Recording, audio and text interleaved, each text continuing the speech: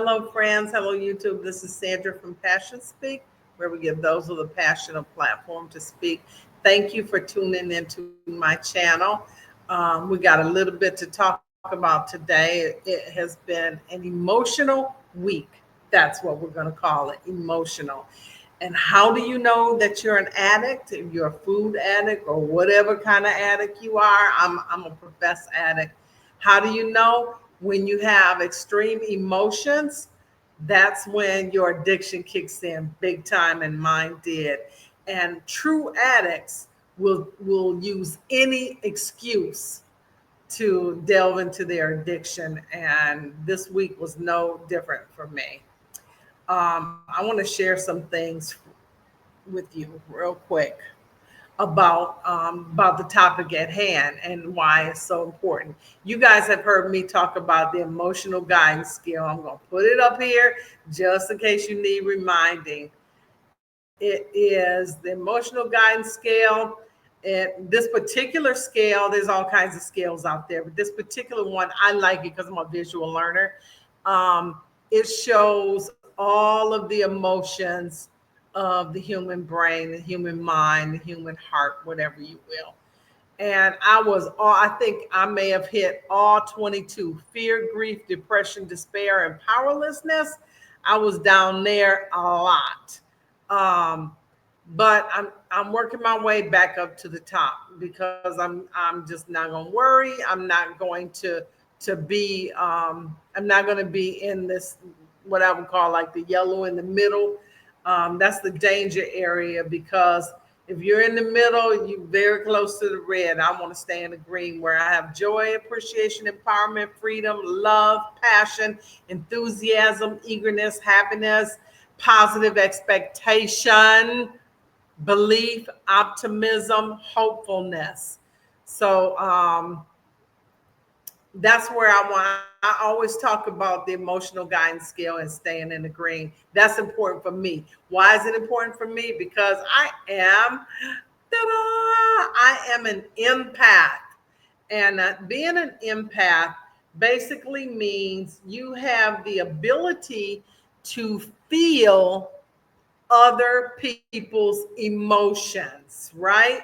So if you're in a crowd or a social group and the people are all over on the emotional scale, if they're from top to bottom, the empaths will feel that. Like, we feel it in our bones. You don't have to even speak. I want to give credit to where I got this infographic. www.verywellmind.com.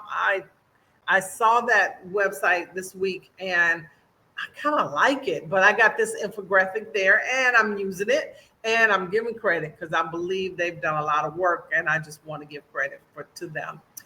One of the, let me just take this off. Okay. That talked about pros and cons of being an empath. If you're an extreme empath, like there are varying extremes, right? And so if you are an extreme empath, you might be you walk in a room and you see someone and you can pick up on their energy, right? So you got to really guard your energy. So there are varying degrees, just like there are varying degrees of autism, let's say. People can relate to that because we're starting to see it more and more.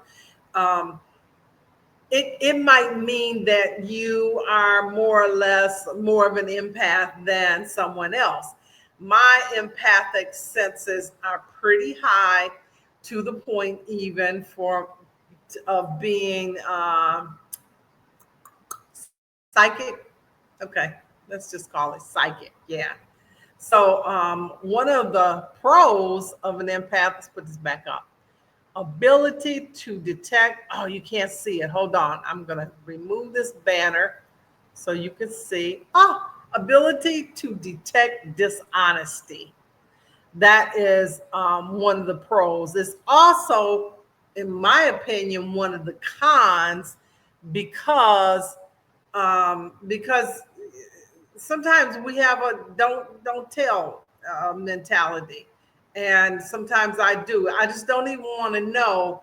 I just don't even want to know how you feel. I don't even want to know.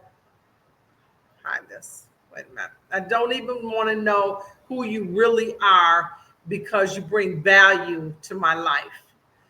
But there gets to a point when you're so loud with your dishonesty that I just have to say, look, I can't deal with this. I can't deal with this. And so I can call it out. I can see it on your face. I can see it on your face when I look at you across the room. I can just pick up on a lot of that. And sometimes I just choose to ignore it. But there's hope. There is hope. So this will be my next book that I read. Wait till you see what it is. The Subtle Art of Not Giving a FCK. So I'm going to read this little blue line coming. I am going to read this. Sorry about that little blue line that's coming across there. I am going to read this. I'm going to start reading it this week. I'm going to start reading it this week. I can get it on my library. Libby, I think, is your library connection. If I can get it in my library lineup, I think I'm gonna, because it provides a sense of relief for the pain that empaths feel. Empaths feel that we feel heavily, and we feel the burdens of people. We feel the burdens of society.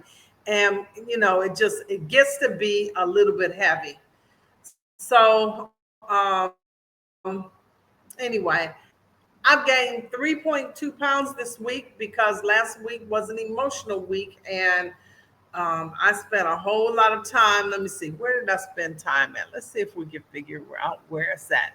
I spent a lot of time in 22, fear, grief, depression, despair, and powerlessness. And I think one of the reasons why is I felt like there was a lot of unnecessary bickering and a lot of unnecessary hate. And I have to rid myself of that energy. That's how it works. I have to get rid of that energy in order for me to be successful in other pieces of my life. So I will be reading that book, The Subtle Art of Not Giving an F. Yeah, I'll be reading that soon because I can't do 3.2 pounds a week. That is counterintuitive to my goals. Anyway, I'm feeling my energy back, and trying not to use any more excuses to delve into my addiction. I'm going to be free, and that's just the way it is. So I'm leaving love on everyone, and stay in the green, y'all.